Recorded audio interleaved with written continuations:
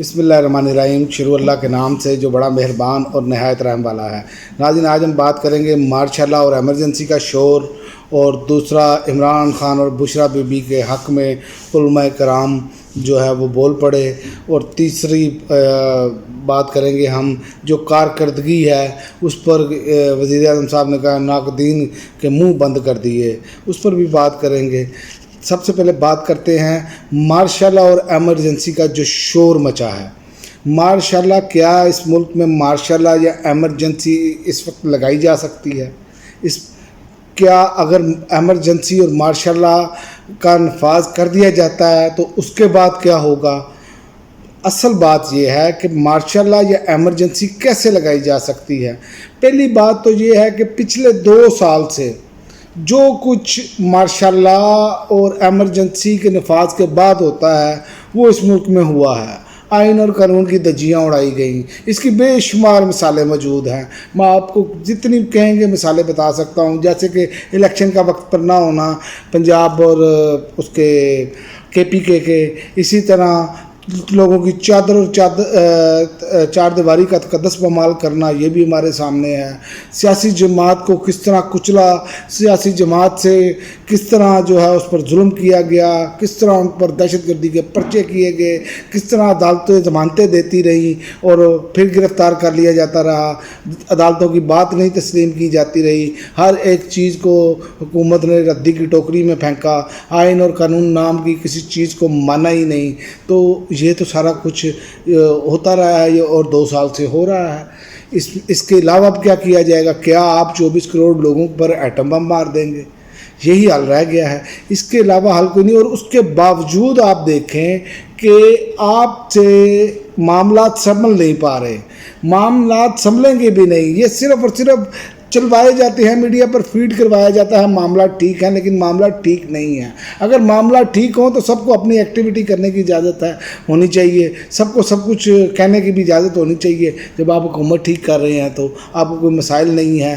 آپ ایک طرف کہتے ہیں اربوں ڈالر انویسٹمنٹ آ رہی ہے، اور پچھلے 2 سال سے وہ کروڑوں ڈالر وہ آنے تھے سیلاب زدگان کی مد میں، اس کے بعد جناب سعودی عرب ہمیں اتنے پیسے دے رہا ہے، عرب امارات اتنے پیسے دے رہا ہے، اتنی سرمایہ کاری آ رہی ہے، نتیجہ کیا نکلا؟ 0۔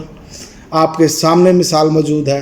تو لہٰذا یہ مارشاء اللہ جو ہے نا وہ لگ بھی جائے نا تو معاملات نہیں چل سکتے، کیونکہ 24 کروڑ عوام ایک طرف کھڑی ہے۔ مارشاء اللہ لگا بھی لیں، اعلان ہی کرنا ہے نا، باقی تو ہر چیز ویسے ہی ہو رہی ہے، ویسے ہی ہر چیز جو مخالف بات کرتا ہے اسے تن کے رکھ دیا جاتا ہے۔ یہ تو سب کچھ کیا جا رہا ہے اور آپ کے سامنے، یہاں تک کہ مولانا فضل الرحمان صاحب یہ کہنے پر مجبور ہو گئے غلامی منظور نہیں، میں ملک سے باہر چلا جاؤں گا۔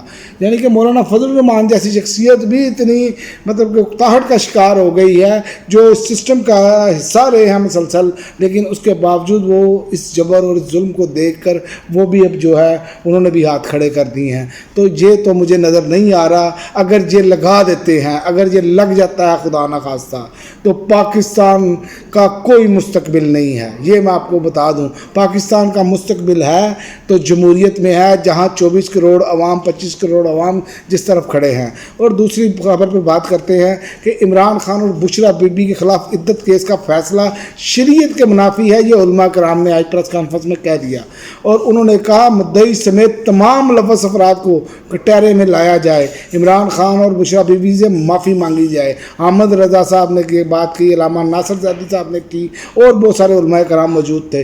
تو یہ تو عدت کیس کے حوالے سے آپ کے سامنے ہے، اور جو ہم آپ کو پہلے دن سے بتا رہے ہیں کہ یہ نکاح کی توہین ہے، یہ اس طرح کے معاملات، شریعت کا مذاق اڑانا، اور آپ اپنے مرضی کے مطابق جو ہے شریعت کو موڑنا چاہیں، تو یہ تو نہیں ہوگا، یہ معاملات نہیں ہوں گے۔ یہ ملک جو ہے جب آپ قانون اور آئین اور اسلامی اقدار کو سائڈ پر رکھیں گے تو پھر انارکی پھیلے گی۔ انارکی پھیلنے کی میں آپ کو مثال بتاتا چلوں کہ آپ دیکھ لیں کہ ایک طرف آج جو ہے پشاور لوڈ شیڈنگ کے خلاف احتجاجی مظاہرین نے گریڈ اسٹیشن میں گھس کر فیڈرز چلوا دیے، قبضہ کر لیا انہوں نے کہ آپ غیر اعلانیہ لوڈ شیڈنگ کیوں کر رہے ہیں۔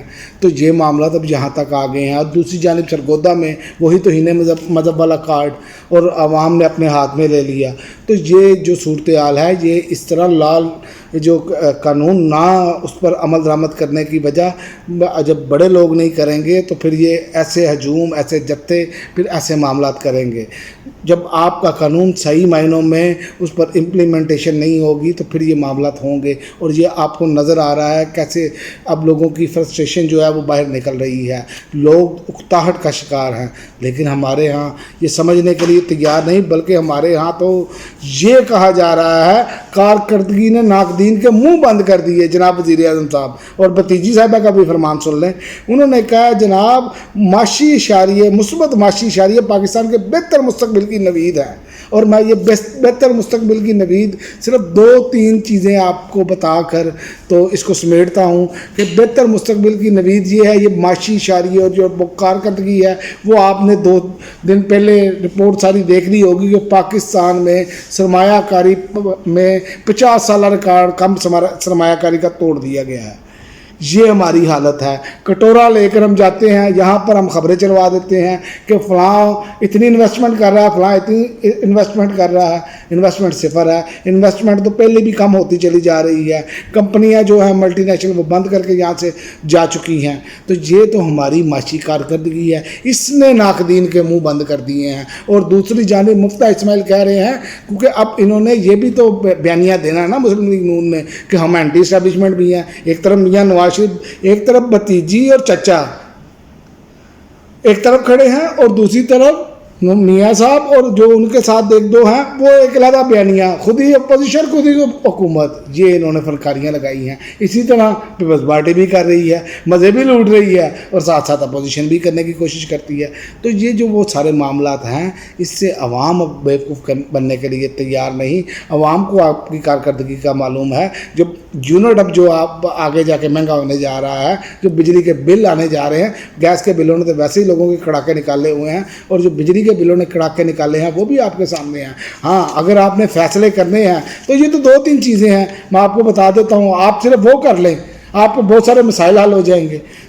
اگر آپ نے واقعی کوئی مشکل فیصلہ کرنا ہے جو عوام کے حق میں فیصلہ کرنا ہے تو آپ کو چاہیے ملک میں کوئی بھی 1 لیٹر پٹرول یا 1 یونٹ بھی بجلی فری کسی کو نہ دی جائے. سب پیمنٹ کریں. آپ وزیر اعظم ہاؤس بھی پیمنٹ کریں. وزیر اعظم کے جتنے سیکریٹریٹ آفس ہیں وہ سب میں پیمنٹ ہو. تو تمام بیوروکریسی، تمام جو باقی جوڈیشری کی بیوروکریسی ہے، تمام سے یہ چیزیں چھینیں.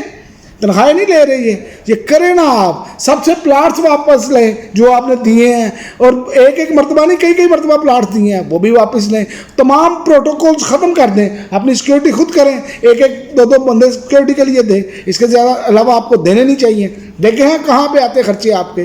سارے خرچے آپ کے ختم ہو جائیں گے. اور جتنے دیگر الاؤنسز ہیں وہ ختم کریں. اتنی بڑی تنخواہ جو بڑے لوگ ہیں جو 17-18 گریڈ سے شروع ہوتے ہیں ان کی یہ مراد ختم کریں. یہ 2 کنال کے انہوں نے گھر لیے ہوئے ہیں تو یہ ذرا کر کے دکھائیں نا. اپنے سے شروع کریں اور سارا کچھ ختم کریں. یہ چیزیں، یہ پروٹوکولز، یہ سب کچھ. آج آپ اندر چلے جائیں مال ٹاؤن میں، ان میں سے کسی نے اتنا معلوم ہونا کہ شام کو ان میں سے کسی نے، ان کے رائل فیملی میں سے کسی نے آنا ہے تو پورے ماڈل ٹاؤن میں سیکورٹی کھڑی ہوتی ہے ہر چپے پہ. تو یہ تو ہماری حالت ہے. تو سارا کچھ اس طرف لگا کر تو آپ کہیں کہ قوم کو یہ چیزیں معلوم نہیں ہیں. تو جناب قوم کو یہ ساری چیزیں معلوم ہے. جنہوں نے ملک لوٹا ہے ان کی جائیدادیں نیلام کریں، قومی خزانے میں ڈالیں. آپ یہ اقدامات کر لیں، قوم آپ کے ساتھ کھڑی ہو جائے گی. یہی باتیں عمران خان کرتے ہیں تو قوم ان کے ساتھ کھڑی ہے. اگر عمران خان اسی لیے اب انہوں نے یہ بھی کہنا شروع کر دیا ہے، بلکہ یہاں تک کہا ہے رانا ثناء اللہ صاحب نے کہ اگر ہم عمران خان کی باتیں مان لیں، یعنی کہ مینڈیٹ ان کو واپس دے دیں تو ہم جیلوں میں ہوں گے. تو یہ وہ چیزیں ہیں جو یہ عمران خان کی بات تسلیم نہیں کر رہے. لیکن ماننی تو پڑے گی آپ کو، کیونکہ یہ عمران خان کی بات نہیں ہے، یہ عوام کی بات ہے. عوام نے جس کو مینڈیٹ دیا آپ کو دینا پڑے گا. نہیں دیں گے 100 कहते हैं ना पंजाबी में 100 गंडे भी खाने थे 100 छितर भी खाने ने।